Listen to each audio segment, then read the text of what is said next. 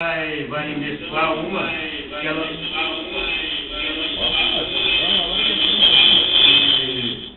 que ela não está nesse curso bíblico, que é a visão de Apocalipse 12, né? Porque ela tem, a visão de Apocalipse 12 tem tudo a ver com a lição 9 aí, que é o arrebatamento, né, irmão André? A lição 9 é o arrebatamento, né? Isso. Porque a visão do Apocalipse 12 está relacionada aos vencedores, né? Aos vencedores, o filho varão, a mulher, gerando o filho varão. E então a gente vai fazer uma meta quando nós chegar um pouco mais para frente, né? E hoje nós queríamos assim dar início, e a primeira lição, irmãos, aqui que nós vamos sem pressa ver e compartilhar com os irmãos os sinais do tempo do fim, os sinais. Se a gente fala que o tempo do fim chegou, tem que indicar, alguma coisa tem que indicar que o tempo do fim chegou, senão vai ficar uma palavra meio que, né, no ar. Pô, se é o fim do tempo, quais os sinais que o Senhor deixou? O Senhor falou que o dia e a hora nós não saberíamos, mas o Senhor deixou muitas coisas indicativas para que o tempo do fim fosse realmente conhecido por nós. Como nós estávamos lendo ali em Daniel 12, no versículo 10, 12, 10. Eu até vou ler de novo. A gente leu esse versículo aqui na semana passada, mas vamos ler de novo aqui, ó. É coisa impressionante que o Senhor fala aqui, ó, em Daniel 12, 10. Quer ver, irmãos? Senhor Jesus.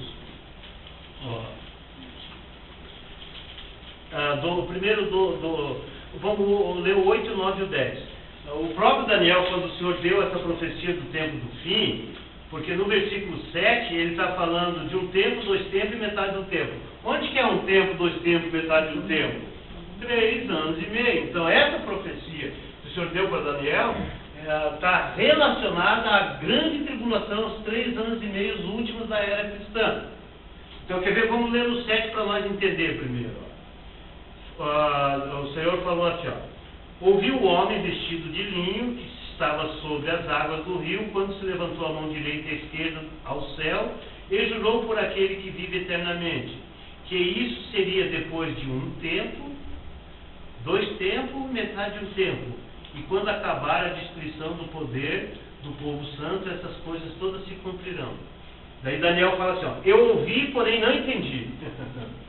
Senhor Jesus, é o que acontece com nós hoje. Muitas vezes eu ouvi, mas não entendi nada.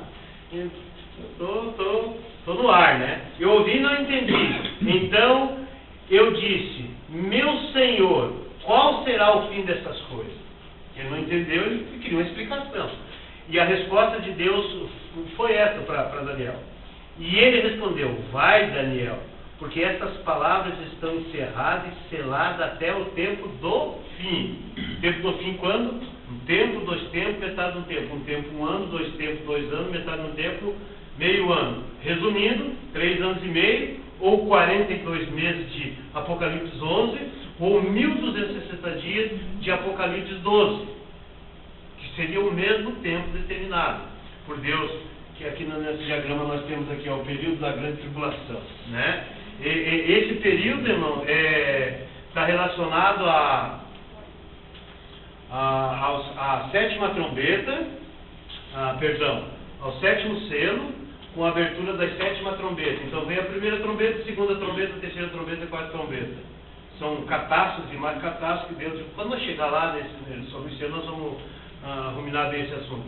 Mas quando o Senhor foi tocar a 5ª trombeta, aí o Senhor disse assim: ai, ai, ai, dos restantes das trombetas que tem para tocar. E esse ai é a 5ª trombeta, o segundo ai é a 6ª trombeta e o terceiro ai é a 7ª trombeta. Esse é o período do 1260 dias, os 3 anos e meio finais, que é a grande tribulação que virá sobre a face da terra, né? E daí aqui o Senhor falou assim, ó. Daí Deus disse assim, ó: muitos serão purificados, embranquecidos e provados. A vida cristã hoje é assim, ó: crê em Jesus que você vai parar de sofrer. Não é assim?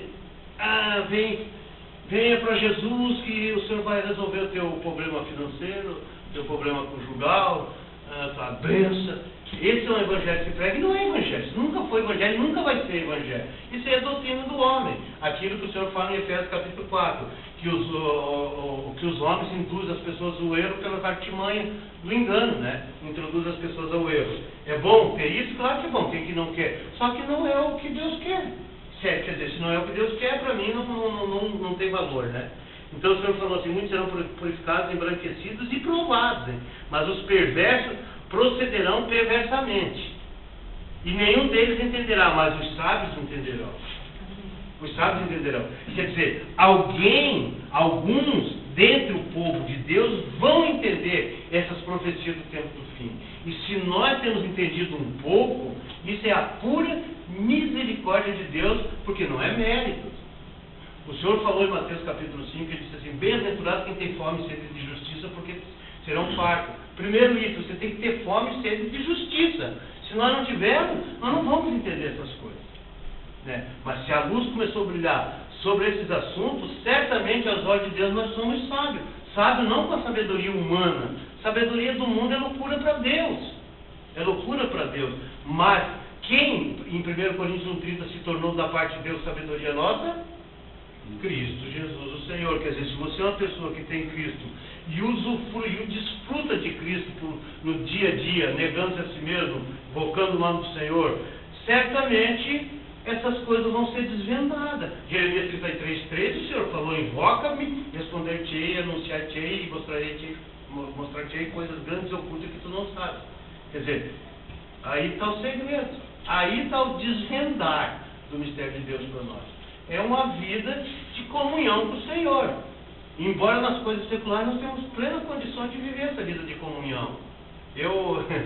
A minha experiência tem sido assim, quando o sapato está meio forgado, a gente dá uma relaxada, né? Mas de repente o sapato aperta, Senhor Jesus. Oh. E outra coisa que eu tenho aprendido, e não aprendido de uma maneira assim, doutrinária, tá, Senhor, não porque a tua palavra diz que eu quero pegar isso de uma maneira doutrinária, mas eu quero ter a experiência disso, eu quero ter a experiência. Ali em Gálatas capítulo 4, fala que o Senhor enviou ao nosso coração o Espírito de seu Filho, a qual podemos clamar, Abba, Pai. Abba, Pai. O que significa isso, a palavra Abba, Pai? É aquela intimidade mais profunda com o Senhor. Aquele que realmente tem uma intimidade com o Pai. É uma coisa mais íntima. O Salmo 25, não estou lembrado do versículo, fala assim, que a intimidade do Senhor é para aqueles que o temem, e a esses ele dará a conhecer a sua aliança. Então a intimidade do Senhor é para aqueles que o temem. Quer dizer, se você teme, você se chega ao Senhor, Senhor Jesus, e a esse ele dará a conhecer a sua aliança, né? Então, essa sabedoria não é a sabedoria que vem do mundo. Embora a sabedoria do mundo é necessária, mas para o propósito de Deus, para o plano de Deus, a sabedoria do mundo não tem nenhum valor. Você pode ver a própria experiência de Paulo. Era uma pessoa, na época, sábia, aos olhos dos homens, era uma das pessoas mais sábias que podia existir na região lá. Porque, em primeiro lugar, ele aprendeu aos pés de um cara doutor na lei, Gamaliel. Entendeu? Mas depois que ele ganhou Cristo e começou a realmente ter um viver, né, com o Senhor no seu dia a dia, tendo uma experiência de contemplar, ao ponto de ele dizer assim, o morrer para mim é ganho, o viver é Cristo. Ele considerou tudo aquilo que ele tinha na antiguidade como esterco, estrumes, lixo, para ele se tornou nada. Ele disse assim, por causa da sublimidade da grandeza de Cristo. Quer dizer, aí ele se tornou uma pessoa sábia diante de Deus. Antes disso, era uma pessoa sábia ao mundo, né? Então, é necessário haver sabedoria ao mundo, tem pessoa que tem que se formar, tem que estudar. Nós não podemos ser como se diz assim, uma pessoa sem nenhuma cultura, né, humana. Só que nós temos plena convicção que isso não vai nos levar a Deus e tampouco vai nos desvendar o mistério de Deus para nós. Não. Hipótese alguma. Pedro e João, quando os escribas da época, o que era escriba? Escriba era uma pessoa letrada, inteligente, conhecedora, principalmente das profecias do Antigo Testamento, né? Os escribas. Eles, quando viram Pedro e João, eles chegaram a dizer assim, mas quem é esses aí? Esses caras são indoutos. E como é que eles falam? Da onde vem tanta sabedoria? Indouto que não tem letra, não sabe ler. Bom, era da região da Galileia, primeiramente. Lá não havia ninguém doutorado, digamos assim, né? Porque era uma região muito pobre, muito desprezada na época.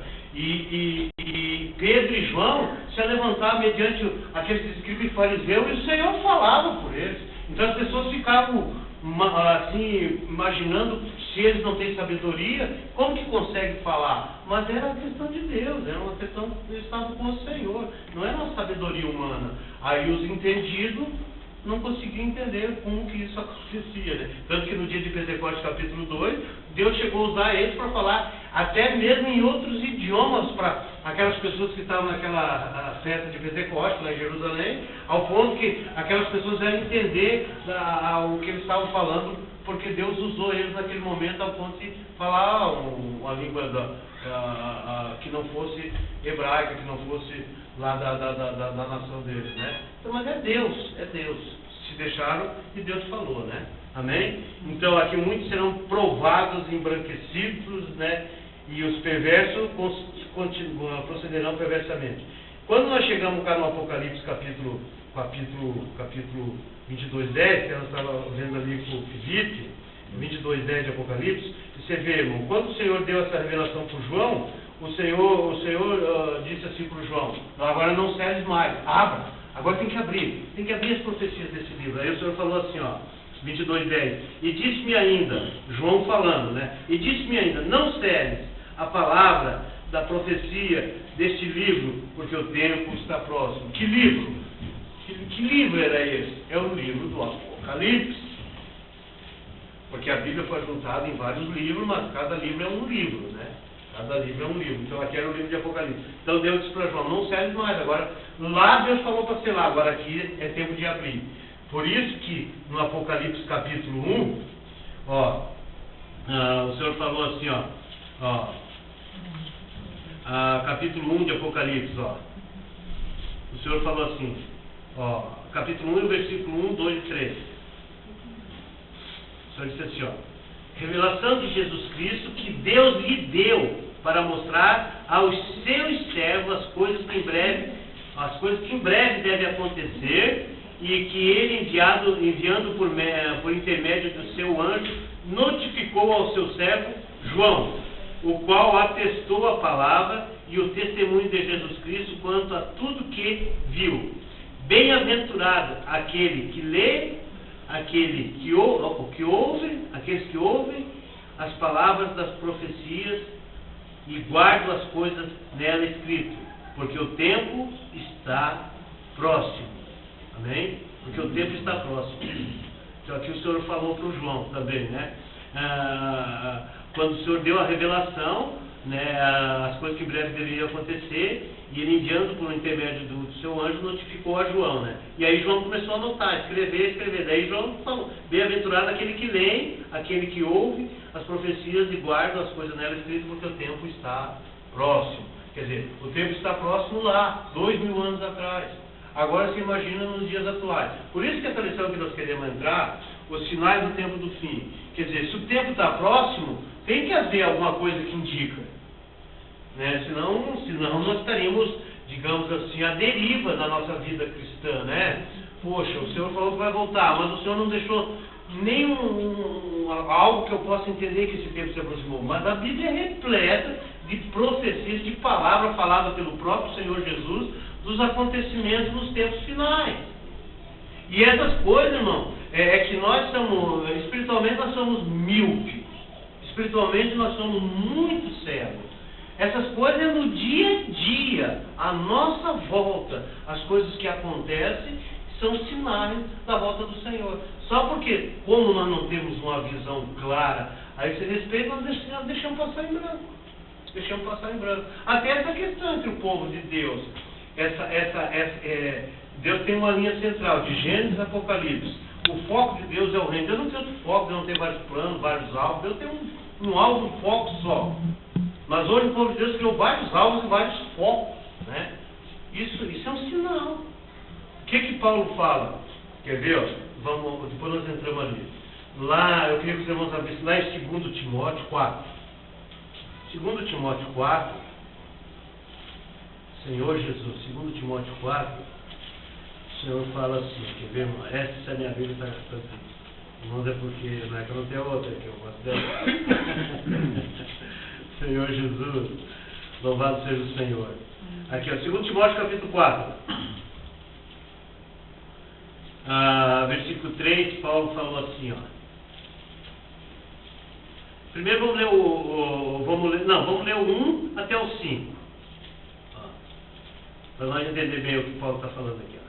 Ele diz assim, ó, conjuro-te perante Deus em Cristo Jesus, que há de julgar os vivos e mortos. Ninguém vai escapar, né? Ninguém vai escapar desse julgamento. Pela manifestação e pelo seu reino. Amém? Prega a palavra, insta, quer seja oportuno, quer não. Corrige, repreende, exorta com toda longanimidade e doutrina. Pois haverá tempo em que não suportarão a sã doutrina. A sã palavra. Quando fala doutrina é a palavra. Não suportarão a sã palavra. Pelo contrário, cercar-se-ão de mestres segundo as suas próprias cobiças, como sentindo coceira nos ouvidos. E se recusarão a dar ouvido à verdade, entregando-se a fábulas. Recusarão-se dar ouvido à verdade e se entregarão a fábulas. Tu, porém, sede sóbrio, em todas as coisas, suporta as aflições, faz o trabalho do evangelista e cumpre cabalmente o teu ministério. Amém? Aqui o Paulo fala, isso aqui é uma profecia, irmão. Agora, olha bem hoje. Pega 100 irmãos. Agora vamos ter uma comunhão aqui. Agora apresenta algo que visa satisfazer aquilo que é para agora, suprir as nossas necessidades. Irmão, o outro dia volta 200. Agora, se você abrir a palavra como ela é dos 100, outro dia não vem 20. Mas isso, o irmão lhe contou um testemunho assim, o irmão Atmania. Na época, quando ele servia na China, e houve um grupo cristão lá, de muitos membros, que acabou fechando as portas. E esses membros já tinham uma referência, porque eles conheciam as reuniões dos irmãos. Os irmãos reuniam como nós reunimos, porque veio essa prática de reunir como igreja, vem, né, de muito tempo. E esse pessoal pegaram e foram para as reuniões dos irmãos. Aí, numa noite, porque o salão era enorme, veio dessa denominação que fechou 500 irmãos. Com a reunião, que lotou o auditório, já tinha bastante irmão, lotou totalmente o auditório. Aí, como o irmão tinha um encargo com a verdade, né, não tapava o sol com a peneira, ele falou claramente, se vocês estão aqui, vindo para cá, achando que o que nós vamos pregar para vocês vai ser para solucionar o problema de vocês, vocês estão no lugar errado. E o irmão, naquela noite, compartilhou que Deus deu um encargo muito grande para ele compartilhar a palavra. Na outra reunião, mais da metade não vieram. E assim, poucos dias daqueles 500 não ficou 50. Porque não suporta a sã doutrina. Quer dizer, naquela época tiveram essa experiência, mas hoje muito mais. Hoje você pega, como eu falei, alguns irmãos e vai compartilhar. Não, isso não é para mim. Por quê? Não vem de encontro com aquilo que eu quero, com aquilo que eu preciso para o momento. Né? Porque todos nós, quem de nós não precisa algo no nosso viver? Na nossa vida familiar, na nossa saúde, na nossa vida financeira. Todos nós temos deficiência em todas essas áreas. Nós temos deficiência na vida familiar, na vida conjugal, nós temos deficiência física, em todos os aspectos. Todos nós temos falha. Né? Mas, irmãos, o Senhor não vai estar preocupado e solucionando essas nossas necessidades. Embora Ele esteja no comando e no controle, nós sabemos pela experiência que muitas vezes o Senhor deixa nós passar por privações, por situações dificílimas. Então não é um evangelho que vai satisfazer a minha vontade. É um evangelho que vai satisfazer a vontade de Deus, cumprir o propósito de Deus, levar a cabo aquilo que Deus planejou lá na eternidade passada. A palavra de Deus é para isso. Porque quando você olha para a Bíblia, você chega no fim, o que tem lá na eternidade, irmão? A conclusão do plano de Deus, o Espírito e a noiva dizendo: vem, quem tem sede, vê, e de graça receba da fonte da água da vida. A Bíblia termina assim. Entendeu? Quer dizer, olha o êxito de Deus. Deus conseguiu realmente aquilo que Ele quer. Entendeu? Então, porque essa questão de nós buscarmos uma solução para os nossos problemas nos dias atuais, como se fosse o Evangelho, isso também é um forte sinal de uma apostasia muito grande entre o povo de Deus. Então é um sinal que o tempo do fim chegou. As pessoas não suportam a sã doutrina, se apostataram da linha, da sã palavra de Deus e começaram a ouvir a fábulas. Aqui fala fábulas. Quando você lê 1 Timóteo, capítulo 4, fala ainda a história de velhas caducas. Quem é que já viu uma velha falar, né? Caduca, uma velha falar, né? Não, uma velha e um velho também, os velhos nem falam. Você não se aproveita. Boa parte da conversa não se aproveita nada, né? Porque está escrito, são sinais do tempo do fim, né? Mas nós vamos entrar aqui dentro. Isso aqui eu só lembrei, né, para nós ver. Então aqui, ó, essa lição número 1, a lição do tempo, né, é sobre o tempo do fim. A lição 2 é a Babilônia, né, irmão André? E a 3 é a... Dá uma olhadinha lá, irmão, só para nós ver. Senhor Jesus.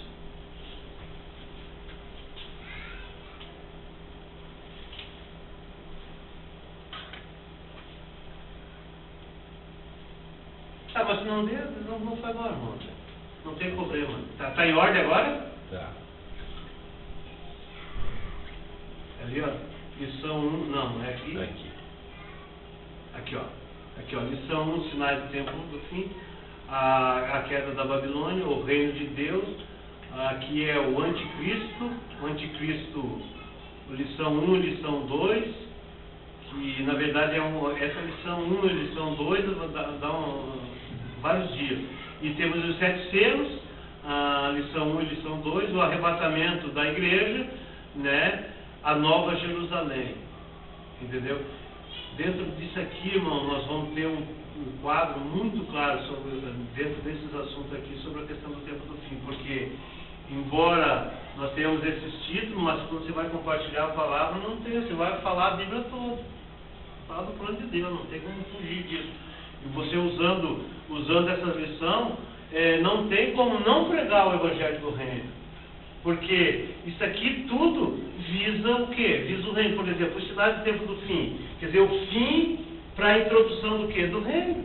Veio o fim para a introdução do reino. Né? Uma nova era, uma nova dispensação. Né? Amém? Pode colocar lá, irmão, então no início lá. Então vamos ver, irmãos, aqui, ó. Senhor Jesus.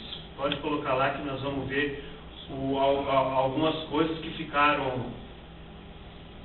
foram faladas, né, pelo próprio Senhor Jesus, por Daniel, né? Só um pouquinho. Duas coisas ao mesmo tempo aqui. Coisa meio leigo, uma coisa aqui. Vai dar bom. Não, frente. São crianças. Vou só focar aqui, quero centralizar aqui na câmera. Aqui. Senhor Jesus.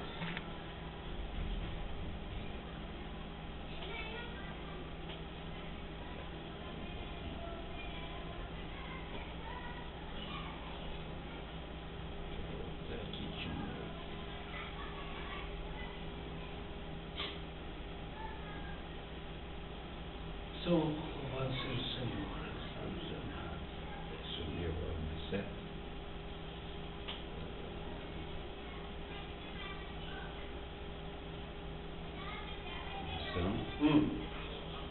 Tempo do fim. Aí, ó. Aí, agora nós entrar. Então vamos lá. Senhor Jesus. Estamos na luz. Senhor Jesus.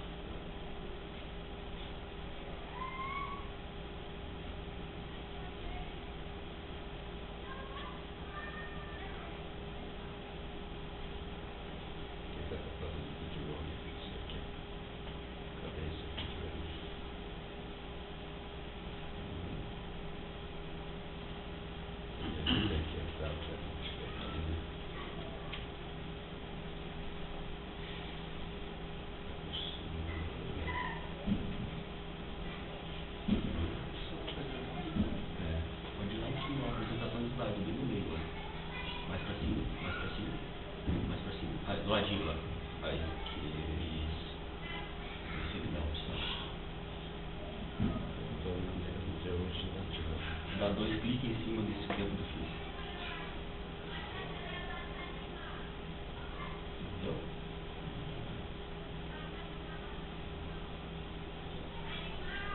Na última, ali, mais um. Puladinho, o outro lado, direito, mais um, aí. Beleza, tá apertando no botão Irápolis. Ah, vai dar certo. Vamos fazer um curso. Eu dessa ajuda, eu sou leigo. Então tá, nós vamos começar aqui. Então, aqui ó, a pergunta é essa, ó, com um pontinho de interrogação. Qual será o tempo do fim? Né? E a Bíblia indica que o tempo do fim, que o tempo do fim, principalmente no seguinte texto, ó, as visões de Daniel, todas as visões que Deus deu para Daniel, do livro de Daniel, está relacionado ao tempo do fim. Quando no capítulo 2, quando o Senhor mostra aquela estátua que nós vamos ver, né, e uma grande montanha vindo, esmiuçando toda aquela estátua, né, e se tornando enchendo toda a terra, está relacionado ao tempo do fim, né? Então, são as visões no livro de Daniel, as palavras do Senhor Jesus, principalmente no Evangelho de Mateus, Mateus, Marcos e Lucas. Né? O Senhor Jesus dá uma palavra clara a esse respeito sobre o tempo do fim, que nós vamos ver para frente. Né? E também nós temos as revelações do Apocalipse, o Apocalipse de João, né? Aquilo que o Senhor deu para João lá no livro de Apocalipse. Então, lá no livro de Apocalipse, quando o Senhor deu para João, nós temos como base Apocalipse 1, Apocalipse 4, Apocalipse 17 e Apocalipse 21. Essas 4 revelações, desses 4 capítulos, é toda a revelação do Apocalipse. João teve essa visão completa, porque ele se achava no Espírito no dia do Senhor. Então, no Apocalipse capítulo 1, ele viu as igrejas, o Senhor como sumo sacerdote, né? Andando no meio das igrejas. Capítulo 4, ele viu aquele que se assenta no trono, que é Deus, que, né, tudo está sob o controle e a autoridade dele, embora Satanás tenha reinado, governado aqui, né, mas Deus está no comando, no controle. Tudo foi Deus que criou, né? O próprio Satanás é a criação de Deus. E Apocalipse 17, o julgamento principalmente da Babilônia, a queda dela, né? E o Apocalipse 21, novo céu, nova terra, nova Jerusalém. E dentro desses 4 capítulos nós temos toda a revelação do livro de Apocalipse. Então nós temos que estar claro, irmão, que o tempo do fim são revelados principalmente no livro de Daniel, no livro de Apocalipse e as palavras do Senhor Jesus nos 3 evangelhos, não no evangelho de João, mas Mateus, Marcos, Lucas Mateus, Marcos e Lucas. E também Tessalonicenses. Aqui nós não temos, mas lá em Tessalonicenses tem alguma palavra sobre o homem da iniquidade, o filho da perdição, que é outro livro que revela essa questão do tempo do fim. Porque o tempo do fim vai se manifestar para nós, que nós vamos saber se, poxa, agora realmente chegou, é quando se cumpriu o que está escrito no livro de Tessalonicenses, quando o Senhor falou por meio de Paulo, né? Que não deveríamos deixar-nos levar, nos persuadir, quer fosse por palavra, por epístola, né? Como se o dia do Senhor já houvesse chegado. Porque isso não aconteceria sem que antes viesse a apostasia e se revelasse o homem da iniquidade, o filho da perdição, que é o anticristo. Então esse é um outro grande sinal do tempo do fim. Quer dizer, se nós não conhecer sobre essa pessoa, esse personagem, detalhadamente como revela a Bíblia, como que nós vamos saber, poxa, realmente esse é o sinal do tempo do fim, o cara está aí, mas nós não conhecemos nada a respeito dele, né? Por isso que eu vejo assim que é de suma importância nós estar bem por dentro desse assunto também, de saber quem é essa pessoa, né? E claro, quando nós chegar lá na lição nós vamos ver, porque o livro de Daniel é um dos livros que mais fala sobre essa pessoa, né? Junto com o Apocalipse, né? Amém? Pode passar, André. Senhor Jesus. Agora nós vamos entrar dentro de alguns capítulos e versículos. As visões de Daniel. Como fala no livro de Daniel, nós vamos agora ler o que está escrito no livro de Daniel sobre a respeito do tempo do fim. Isso aqui nós já lemos até no começo ali, qual será o tempo do fim? As visões de Daniel, no capítulo 12 de Daniel. Lá Deus falou assim: tu, porém, Daniel, encerra as palavras, nós vemos, acabamos de ler ali, e selas o livro até o tempo do fim, muitos se esquadrinharão e o saber se multiplicará. E ele respondeu, vai Daniel, porque essas palavras estão encerradas e seladas até o tempo do fim.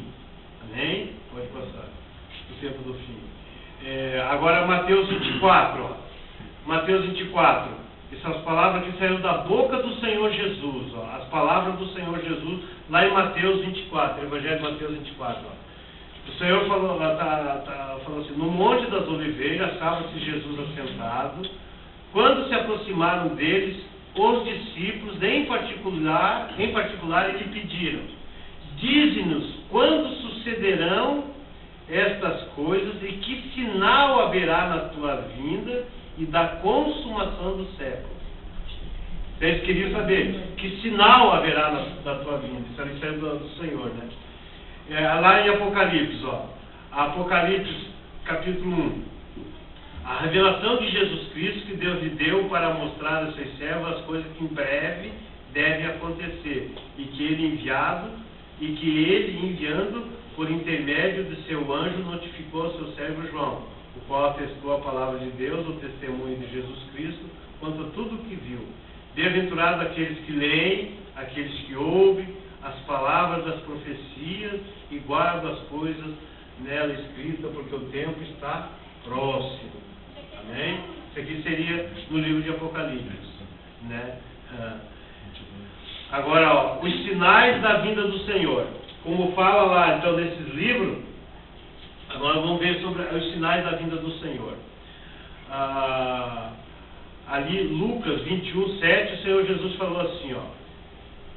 Está escrito lá, ó, perguntaram-lhe, mestre, que é o Senhor, né?